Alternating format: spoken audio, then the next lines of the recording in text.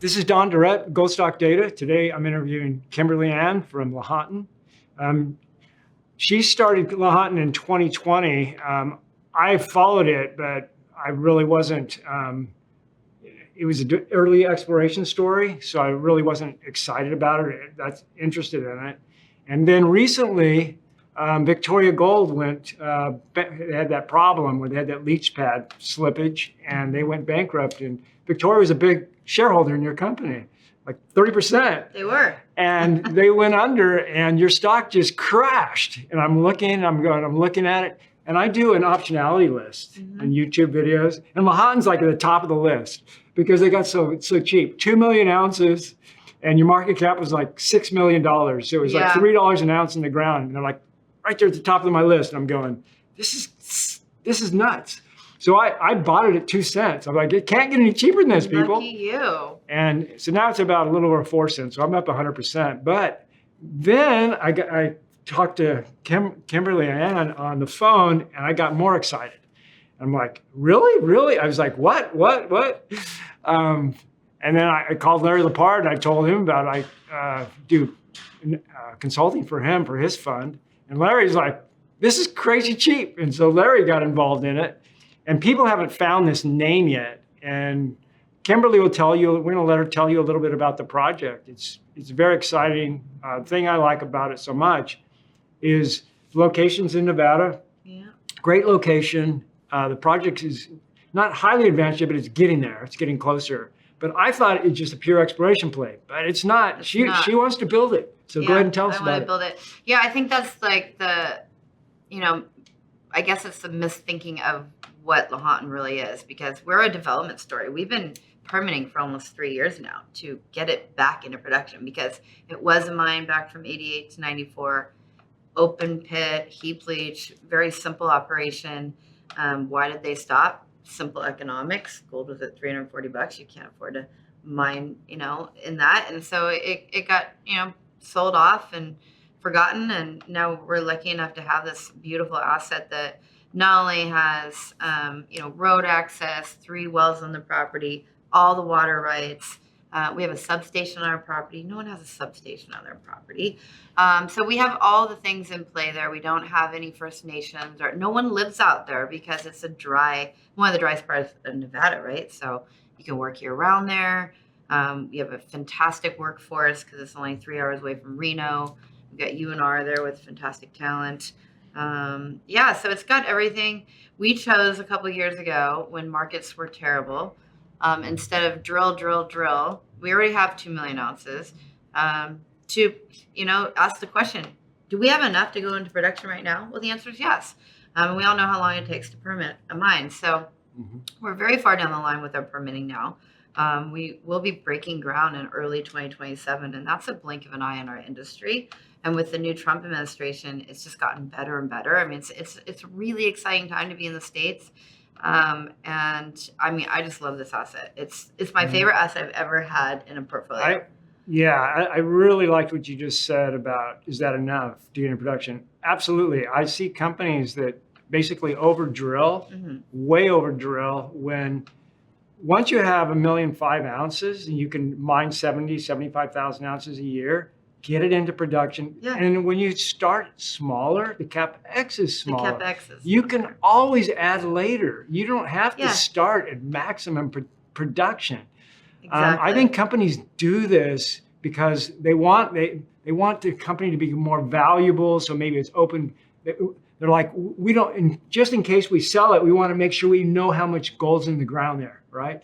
It's like, I think they also put a for sale sign on their heads when they do that, because a large company will go, oh, they did all the work for us and they're trading at X, and now they need $500 million to build it. That's not our situation here.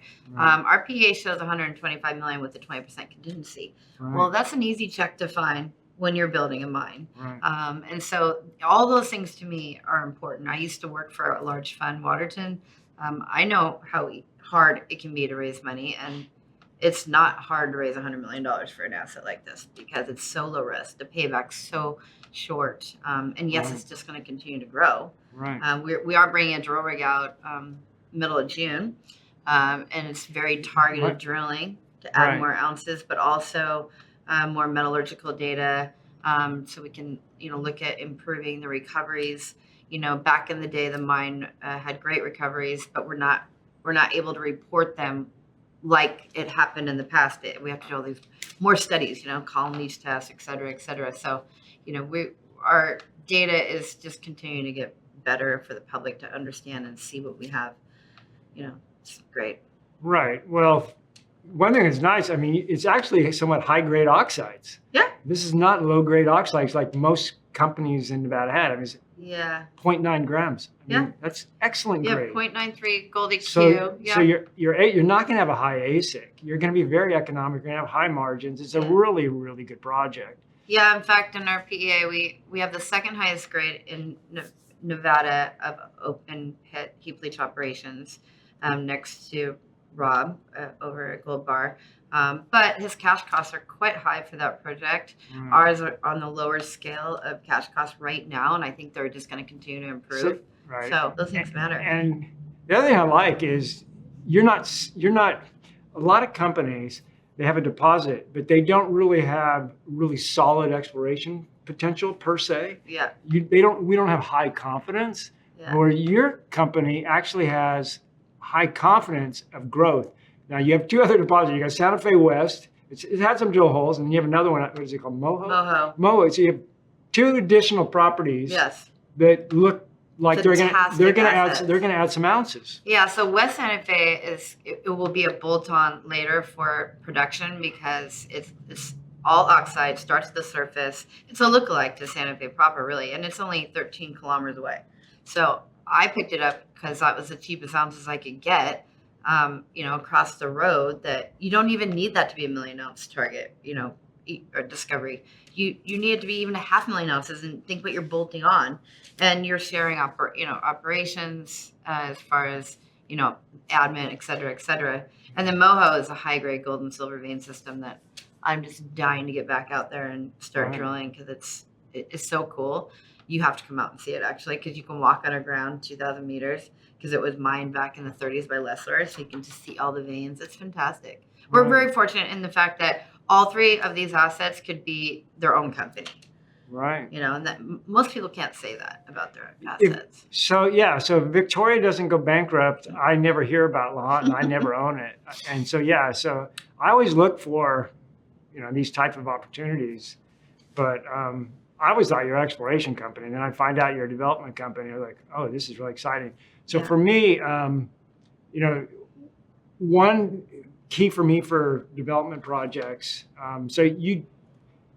One of the checkbox. So locate the property. Location. The project's strong. You want to have a quality project. You want it to be undervalued. You guys are unbelievably cheap. And then the team, you're ready to build it. And then you have to have a plan, and you guys are definitely checking in the boxes there. Get the PFS, get it permitted, get it built, get it. But the last checkbox for me, and you're trying to make sure you close this loophole because you've told me you want to build this thing, you don't want to sell it, which is hard. In order to do that, you have to fend off the vultures, fend off the sharks, because they're going to go, wow, because everybody, once with the M&A, once the sentiment in the industry improves and you start getting M&A deals, everybody's going to be looking. Yeah. And they're going to look at you, and you're going to go, we're not for sale. That's what I want. So how did you replace those Victoria? So Victoria owned 30% of your company, which gave you really strong insiders, but they left. And so who replaced those 30%? Yeah, that's a great question. So that block of shares went to my largest shareholders, ASA and Extract, and they're in the same mind I am, in that we're undervalued, which is fantastic for new people coming into the story. But we don't care about 100% premium right now. We don't care about any of that. We want to build it. These are people, and in fact, both of them want to be a part of the financing on the debt side when we do go to build it. So they're committed like I am. I own a large chunk of the company as well as being the founder. And that's the path we're on. And yes, it is easy to talk about consolidation in areas, but Nevada's not that easy to consolidate because you can't just put a whole bunch of companies together and assets together and call yourself a great company. I mean, why do you want to merge with someone, first of all? Like, who would you merge with if you're going to merge with someone? And for me, the answer is I don't want to merge with anyone. I want to build this, and I want to see this prosper through, organic growth on the ground. And that's why we've gone down this pathway to production in such a short timeline, because I want to drill those ounces out through our own cash flow. Right. That is a solid business plan to me. Right. And you also recognize the potential value of your company long term. Yes. So right now your market cap is fully diluted US is like 12 to 16. Yeah, 12 to 16 million, something like that. It's small. It's tiny, honestly, tiny. We took a hit last year when the whole Victoria situation happened. They're a large shareholder. We're in Nevada, they're in the Yukon, but you don't put that in a business model of your largest shareholder having problems, and right. it's sad. But for us, we've turned that page. The shares are in good hands, and now we're just trying to get the word out to the retail side of the world, because buy now, because it's not going to get any cheaper than now. No, it's going to double, triple fairly quickly. Yeah. But even after it doubles, triples, it's still not enough. It's still cheap. It's still 10x up. I know. It's still 10x up, because, once you're a producer, the value of the gold in the ground gets valued at least $200, $300, $400 an ounce in the ground. Yeah. And then if you find 3 million ounces, it's basically $1 billion company. Yeah. So that's for me. That's the target. Is minimum $1 billion company. That's the way I'm looking at it, and I think you kind of have the same. It's like potential. Yeah, absolutely. Potential. We're not giving this thing away. No, we're not giving this away. For example, Project Gold, we took that from an 18 million market cap company, and in 24 months sold it for $340 million. Now, the gold market was good at that time, 2010, 11, but I think we're going to see that soon. This can grow in a blink of an eye. So you better be putting in money now to all these inexpensive stocks, because the tide is going to rise all of these, right? I don't know. I think the most important thing shareholders should take away from this, or the people that are watching this, is what you said earlier about we have enough gold, we're ready to build this thing. It's like we're not going to. Oh, God. My phone. The clock. Sorry about that. Just push the side. So basically, you're not going to spend a whole bunch of money here, drilling. And it's like now it's like, okay, we're going to spend the least amount of money we have to spend to get this thing into production. I got that. Yeah, right? It's a fine balance, because we are doing a small drill program right now, because it's helping us identify different things for the mine. And let me tell you, permitting is so darn expensive. It's millions of dollars. We've already spent over $1.5 million, and I estimate another $1.5 million to go by the time we, get to sign on the dotted line to have the permit in hand. So it's a delicate balance between the things, and things come up all the time, like different studies, raptor studies, and all these things that you can't even foresee. So we've gone through all of that big heavy lifting, but at the end of the day, it's all about permitting. When they're asking questions, I'm like, well, okay, what do we need to do to get them those answers? So, and it's a delicate balance, especially when you're a small market cap company, because you're raising money for permitting, and sometimes people just think that's not very sexy. But when I have a permit in my hand to build it, it's going to be very sexy to people, right? Because then it'll be a cash flowing producer. So, well, you've been permitting now for 2 years, so my guess is you're going to be done in 26. I think we'll be done by the end of 2026. But and what we're seeing with Trump is becoming even more positive than we have anticipated. So I think we'll have the permit in hand by the end of 2026. But also that comes down to, it doesn't matter what the administration is saying, is if we have people in the offices actually working, right? So as part of the permitting. Do you think it's possibly construction ready in 26?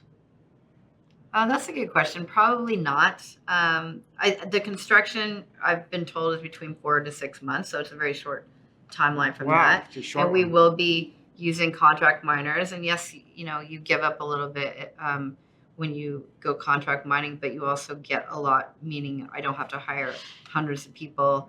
It de-risks the project. It's easier to manage a situation like that. Right. So I'm already talking to 4 different groups that maybe are contractors. Right. So maybe in 27. Early 27. That would be a good. And do you have an estimate on how much money you're going to need between now and then? Between now and then, for Santa Fe alone, $5 million US dollars, what gets us all the way to the finish line comfortably, which is not very much. And it's not. It's not very much, especially if you break it into 2 years. Yeah. Exactly. $2.5 million a year is definitely doable. That's only it's a little over 10%, but it's not a killer for dilution. Fantastic. And so we'll end it there. Thank you for the quick interview. It was great. I enjoyed it. Buy our stock.